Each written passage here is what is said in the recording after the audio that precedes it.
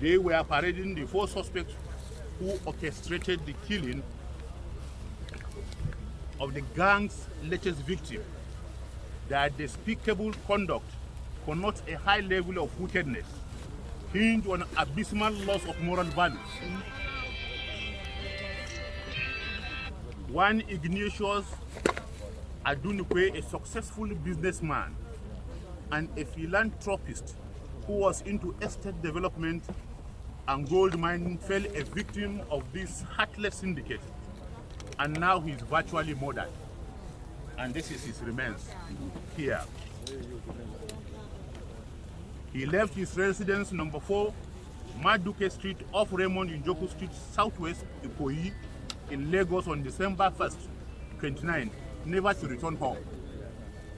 The family members, in a petition to my office as the AIG in charge of Zone 2, narrated their trauma since the sudden disappearance of their loved one. On this note, I summoned the tactical commander of the Ikorodu office of the Zonal Intervention Squad of the Operation Pop Adder, SP Uba Adams, and directed him to go after the victim abductors, ensure their arrest, as well as to rescue the victim alive. Alas, even before investigation commenced, the victim had been killed. It was the same day, December 1st, he was declared missing, that they killed him in the most horrifying and cruel manner.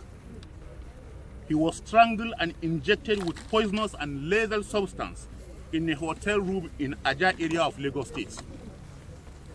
Bob Daniel Ibieji, the principal mastermind, who claimed to be a medical doctor with the following qualification certificate: MBBS, Fellow of Royal College of Surgery, and member of Royal College of Surgeon, all in Edinburgh in United Kingdom, as well as an MBA in Zurich, is the kingpin of the syndicate, and he's here standing. Investigation revealed that he had been living on ill-gotten money through this means for some time now. 2 incidents that have been established against him were that of a civil commissioner in Bayelsa State, where one Honorable Depologa was murdered and his remains was found along Abuja Expressway. This happened a week after his encounter with the victim at Ibeto Hotel in Abuja, which during their discussion offered to give him the sum of 220 million naira for a block of flats situated at Durumi in Abuja, and the victim's wife had to flee Nigeria, vowing never to turn back. The second victim was one Jude Efulwe, a property developer in Abuja, who swam into Bob's net and held him captive in an apartment and forced him to sign a prepared document transferring the ownership of the victim's property. He also discovered that the victim had 9 million in his account. His plan was to kill Jude after sweeping his account. But with the help of neighbors who called the police, Bob and his boys were apprehended and charged to court accordingly. It was in Kuje prison where Cletus was also serving a jail term. This is boss, and that is Cletus. That he, Bob, met and had to reunite on leaving the prison to execute this present Destard Act.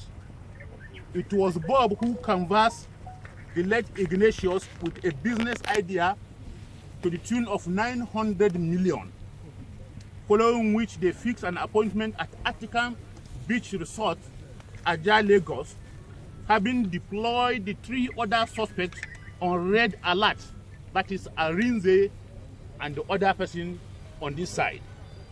After cajoling Ignatius, that is the victim you are seeing his remains here, to signing their agreed documents, he lured him into his hotel room, where his boy gave him a helping hand.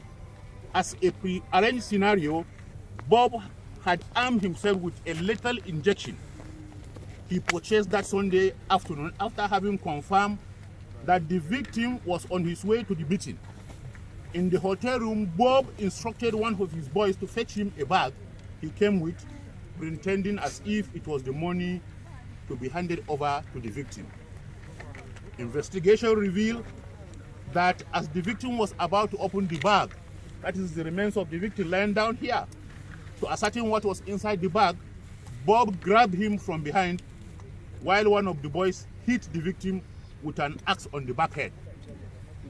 There and then, he dragged him to the toilet, strangled him, and with the assistance of his cohorts who held the victim down, Bob injected him twice with a lethal injection.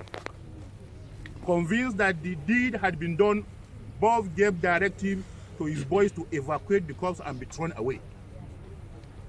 As directed, the boys did their master's bidding. Searched for a very big carton, dropped the content in a waiting vehicle, parked at the exit at the backyard of the hotel, leading from the hotel's laundry. The three errand boys took away Ignatius' lifeless body and threw in the canal, this area. That is what brought us to this place. Meanwhile, our operatives have recovered the corpse from the canal in Ogumbo Forest. The SUV of Aja Road also recovered was the victim's Forerunner SUV that was tracked to Atikan Resort Beach, as well as his documents found in possession of Bob in Abuja, because the principal suspect was traced and tracked and arrested in Abuja. The late Ignatius Adunikwe never had a premonition of the lurking danger ahead of him. He drove himself to the point of death. The four suspects had confessed to committing the crime. Asked what prompted him, that is the principal suspect, to be heartless, Bob, a native of Ogu in Enugu State, said it was lost for money. Two of his cases are currently undergoing trial at Apo High Court in Abuja. It suffices to say, therefore, to appeal to all and sundry to be cautious of what they post out about themselves, avoid being enticed with quick money-making businesses, and how you make friends on social media. There are a lot of wolves in human skin all over the social media space looking for praise. Do not give yourselves out. To those of you criminal elements, not that this suspect never anticipated being caught. Here they are today. I'm sounding a clear warning to other criminals out there in Zone 2 Police Command, comprising Lagos and Ogun State, that they have no space. Hoodlums have no space to incubate and hibernate as far as Lagos and Ogun State Command is concerned. The atmosphere will never be conducive for them. This is achievable, as policing is everybody's business. Gentlemen of the press, I sincerely share in pains and anguish of the victim's family and pray that God consoles them, while also praying for the repose of the victim's souls. As for those behind this wicked act and their accomplices, they will be charged to court to face the full wrath of the law. Thank you and God bless.